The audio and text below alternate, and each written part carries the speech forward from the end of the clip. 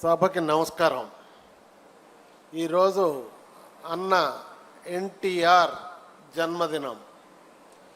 నివాళి అంటాం, మనసు రావట్లేదు. నివాళి అనే కంటే ఆయనకి జన్మదిన శుభాకాంక్షలు తెలియజేద్దాం. ఎన్టీఆర్ అజరామరుడు. ఆయన ఆశయాలు సిద్ధాంతాలు కూడా అజరామరం. అందుకే ఎన్టీఆర్కి జోహార్ అంటూ అలవాటైంది మనకి. కానీ ఎన్టీఆర్కి జై ఎన్టీఆర్ అంటమే నిరంతరం బాగుంటుంది అనిపిస్తుంది. అలానే అన్నగారు శత జయంతి అంటే తెలుగు ప్రజలకి సంతోషం, స్ఫూర్తి కలిగించేటటువంటి సందర్భం. అన్నగారు తెలుగు ప్రజల గుండెల్లో గూడు కట్టుకొని ఉన్నటువంటి మహా వ్యక్తి. ఎందుకంటే అన్నగారు శత జయంతి జరిపాం మనం 3 సంవత్సరాల నాడు. శత జయంతి ప్రపంచ చరిత్రలో ఒక రాష్ట్రాధినేతకు కానీ, దేశాధినేతకు కానీ, సినిమా యాక్టర్కి కానీ ఎవరికీ అంత గొప్పగా జరగలేదు. సంవత్సరం పొడుగుతా ప్రపంచవ్యాప్తం 365 రోజులు శత జయంతి జరిగిన ఏకైక వ్యక్తి చరిత్రలో నందమూరి తారక రామారావు గారు మాత్రమే. మనం వింటూ ఉంటాం చరిత్రలో తారక మంత్రానికి శక్తి ఉందని, గాయత్రి మంత్రానికి శక్తి ఉందని. ఏమో మనకు తెలియదు, కానీ ఎన్టీఆర్ అనే 3 అక్షరాలను తలుచుకొని ఏ కార్యక్రమం ప్రారంభించినా విజయవంతమవుతుంది. బాబు గారు కూడా ఈ మాట చాలాసార్లు చెప్తూ ఉంటారు, మేము అది పాటిస్తూ ఉంటాం. అలానే ఎన్టీ రామారావు గారి భావజాలం ఈ రోజుకి అమల్లో ఉంది అని ఇప్పటిదాకా మాట్లాడినటువంటి వక్తలు కూడా చెప్పారు. ఆ పథకాలన్నీ 44 సంవత్సరాల క్రితం ఆయన ప్రవేశపెట్టిన పథకాలే ఈ రోజుకి అమలు జరుగుతూ ఉన్నాయి. భారత ప్రభుత్వం కానీ అన్ని రాష్ట్రాలు కూడా. పేదవాడికి పట్టడు అన్నం పెట్టకపోతే నాకు ఈ అధికారం ఎందుకు అన్నటువంటి పేదల పెన్నిది ఎన్టీ రామారావు గారు. ఆయన కాంగ్రెస్ యొక్క వృత్తి రాజకీయాలని నుంచి ప్రజలకి విముక్తి కలిగించటానికి, అలానే తెలుగువారి ఆత్మగౌరవ పరిరక్షణకు, స్వచ్ఛమైన పాలన అందించటానికి, పేదవాడి కనీస అవసరాలు తీర్చడానికే తెలుగుదేశం పార్టీని స్థాపించారు. ఆయన తెలుగుదేశం పార్టీని స్థాపించే నాటికి సినిమాల్లో దేదీప్యమానంగా అవకాశాలు ఉన్నటువంటి పరిస్థితి. కానీ ఆదాయాన్ని లెక్క చేయల. ఈ కాలంలో చాలామంది అవకాశాలు పోయినాక రాజకీయాల్లోకి వస్తున్నారు. రామారావు గారు అది కాదు. జాతి ఆత్మగౌరవం కోసం, కష్టకాలంలో ఉన్నటువంటి మన వాళ్ళని ఆదుకోవటం కోసం వచ్చారు. వచ్చిందే తడవుగా చైతన్య యాత్ర చేశాడు. లక్షలాది మంది ప్రజల్ని వేలాది కిలోమీటర్లు రాత్రింబగళ్ళు చైతన్య రథంలో ప్రయాణించాడు. ఆ చైతన్య రథం మనం చూస్తే ఒక వెనకటి దూది పరుపు, ఒక బల్ల ఉంటుంది, ఒక కుర్చీ ఉంటుంది. వచ్చిన వాళ్ళతో మాట్లాడటానికి ఏసీ ఉండదు. ఏసీ లేని బస్సులో అన్ని రోజులు ప్రయాణం చేశాడంటే మీరు ఆలోచించండి ఎంత కఠోరమైనటువంటి శ్రమ చేశాడో. అంతేకాదు యువతని, మహిళల్ని, బీసీలని అందరినీ రాజకీయాల్లోకి ఆహ్వానించాడు. అధికారంలోకి 9 నెలల్లోనే పార్టీ పెట్టిన తర్వాత వచ్చినటువంటి ఏకైక రాజకీయ నాయకుడు అన్న ఎన్టీ రామారావు గారు. ఆ రికార్డు ఇప్పటికీ ప్రపంచ రికార్డే. అధికారంలోకి రాగానే కాలం చెల్లినటువంటి సాంప్రదాయాలను మొత్తాన్ని సంస్కరించాడు. పార్టీలో సంస్కరణలు తెచ్చాడు, పాలనలో గొప్ప సంస్కరణలు తెచ్చాడు, ఆదర్శంగా నిలిచాడు. మౌలిక సదుపాయాలు, మౌలిక సాంప్రదాయాల్ని గౌరవించాడు. తెలుగు భాషని, తెలుగు సంస్కృతిని ఆదరించాడు, పెద్దపీట వేశారు. ఆయన బౌద్ధ మతాన్ని ప్రేమించేవాడు. అందుకే హుసేన్ సాగర్లో ఏకశిల బౌద్ధ విగ్రహాన్ని ఏర్పాటు చేశాడు. ఈ మహానాడు అన్నటువంటి పదం బౌద్ధ భాషకి పరిభాషిక పదం. అందుకే ఆయన మహానాడు అని దీన్ని నామకరణం ఏ ముహూర్తాన్ని చేశాడో కానీ ఇది తెలుగు వారికి, తెలుగు జాతికి పండుగ రోజు అయిపోయింది. అలానే సమాజమే దేవాలయం, ప్రజలే దేవుళ్ళు, ప్రజాసేవకే నా జీవితం అంకితం అని చెప్పాడు.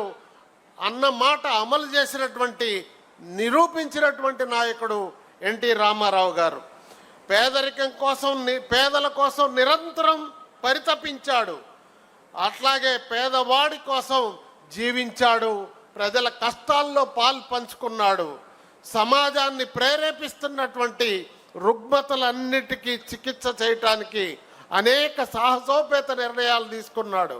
అంతేకాదు జాతీయ స్థాయిలో కాంగ్రెస్కి ప్రత్యామ్నాయ రాజకీయాలు రూపొందించింది అన్న ఎన్టీ రామారావు గారు. ఆనాడు ప్రజాస్వామ్య పరిరక్షణ ఉద్యమం కాంగ్రెస్ వాళ్ళు అప్పటికి 26 మంది ముఖ్యమంత్రులు భారతదేశంలో రద్దు చేస్తే తిరిగి అధికార పీఠం అధిష్ఠించిన వారు లేరు, జాతీయ పార్టీల వారైనా. అన్నగారు మాత్రం తిరగబడిన బెబ్బులిలాగా ప్రజల్లోకి వెళ్ళి నిరూపించుకొని మళ్ళా అధికారాన్ని కైవసం చేసుకున్న ఏకైక నాయకుడు ఎన్టీ రామారావు గారు. ఇక్కడ మీకు చెప్పాలా, దేశంలో 18 రాజకీయ పక్షాలను చరణ్ సింగ్ గారి నాయకత్వాన left to right BJP communist పార్టీలు అన్నింటినీ కూడా సమాయత్తం చేసి నడిపారు దేశవ్యాప్తంగా, రాష్ట్రంలోనూ. ఇక్కడ ఒక కీలకమైన అంశం మన నాయకుడు నారా చంద్రబాబు నాయుడు గారు పోషించారు ప్రధాన పాత్ర. ఆ రోజు 161 మంది ఎమ్మెల్యేలు మన పక్షాన ఉంటే గవర్నర్ ఆఫీస్కి వెళ్తే అధికారంలో ఉన్న ముఖ్యమంత్రిని అరెస్ట్ చేస్తే అప్పుడు చెప్పారు, స్టేషన్కి వెళ్ళినప్పుడు చంద్రబాబు నాయుడు గారు 161 మందిని కూడా మీరు ఎఫ్ఐఆర్ ఇష్యూ చేయాలా, అరెస్ట్ చేస్తేనే మేము వెళ్తామని. ఆ ఎఫ్ఐఆర్ రిజిస్టర్ చేయగానే తెల్లారి పొద్దున 161 మంది ఉన్నారని బీబీసీతో సహా పత్రికాలోకం ప్రకటిస్తే అది మెజారిటీ ఉన్నవాడిని అన్యాయంగా తొలగించారని చెప్పేసి ప్రజా ఉద్యమానికి కారణం నారా చంద్రబాబు నాయుడు గారి కీలకమైనటువంటి నిర్ణయం. అంతేకాదు నంది హిల్స్లో నెల రోజులు కట్టుబట్టలతో వెళ్ళి ఎమ్మెల్యేలు మొత్తాన్ని కూడా కాపాడి తిరిగి రుజువయ్యేంత వరకు ఇంటికి తిరిగి రాకుండా పోరాడినటువంటి పట్టుబదలని విక్రమార్కుడు, అపర చాణక్యుడు మన చంద్రబాబు నాయుడు గారు. అయితే నిస్వార్థం, ప్రేమ, దయ, త్యాగం ఎన్టీఆర్ సొంతం. అందుకే ఆయనని మనం తలుచుకుంటాం, అభిమానిస్తున్నాం. అభిమానులందరికీ ఆయన పేరు చెబితే పూనకం వస్తుంది. అందుకే ఎన్టీఆర్ ఏది చేసినా సంచలనం. ఈ భూమిపై ఆయన నడియాడటం మన అందరి యొక్క అదృష్టం. ఆయన తెలుగువాడు కావటం మనకి గర్వకారణం. ఆ మహనీయునికి జాతి ఎంతో రుణపడి ఉంది. ఆయన స్ఫూర్తి మన్ని నిరంతరం ముందుకు నడిపిస్తూ ఉంది. ఎన్టీఆర్ ఔన్నత్యాన్ని, భావజాలాలను, సిద్ధాంతాలను భావితరాలకు అందజేయటమే మనందరం కర్తవ్యం.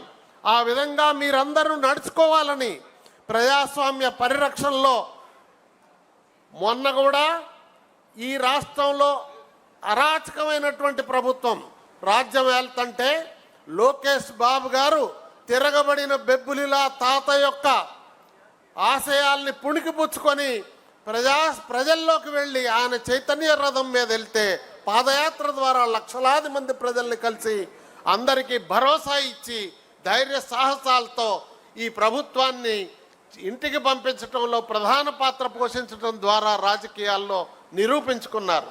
మీరు చూడండి, పాదయాత్రకు ముందు లోకేష్ బాబు, పాదయాత్ర తర్వాత లోకేష్ బాబు, ఎంత పరివర్తన మీరు ఆలోచించండి.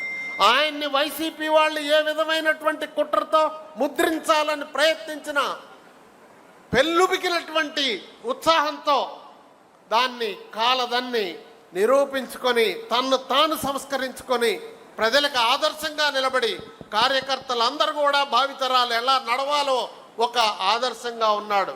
అంతేకాదు ఆయన పార్టీలోకి రావటంతోనే మొట్టమొదట ముఖ్యమంత్రి గారి కొడుకుగా అధికారం అనుభవించాల.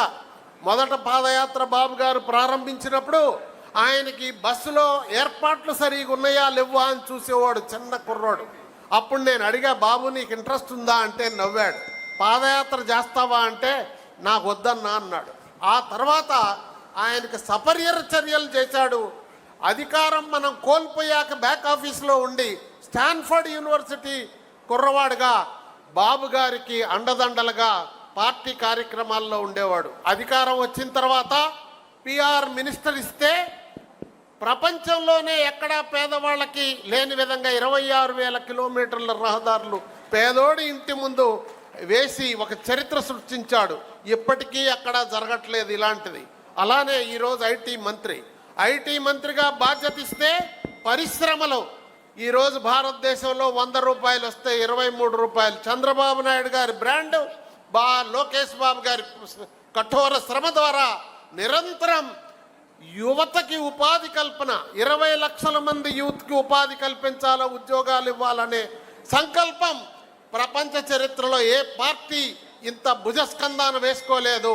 ఇది నెరవేరుతుందని ఆ విధంగా ఈ పార్టీకి బాబు గారి తర్వాత, అన్నగారి తర్వాత బాబు గారు ఏ విధంగా అయితే దీని ఖ్యాతిని ప్రపంచంలో నిలబెట్టగలిగారో, అలానే లోకేష్ బాబు గారు కూడా భావితరాలకి నాయకత్వాన్ని అందించే సమర్థుడని, శక్తి ఉందని, ఆ విధంగా వారికి భగవంతుడు శక్తి ప్రసాదించాలని మనస్ఫూర్తిగా కోరుకుంటూ ఈరోజు ఈ అవకాశం ఇచ్చిన మీ అందరికీ హృదయపూర్వక ధన్యవాదాలు తెలియజేస్తూ సెలవు తీసుకుంటున్నాను. నమస్కారం.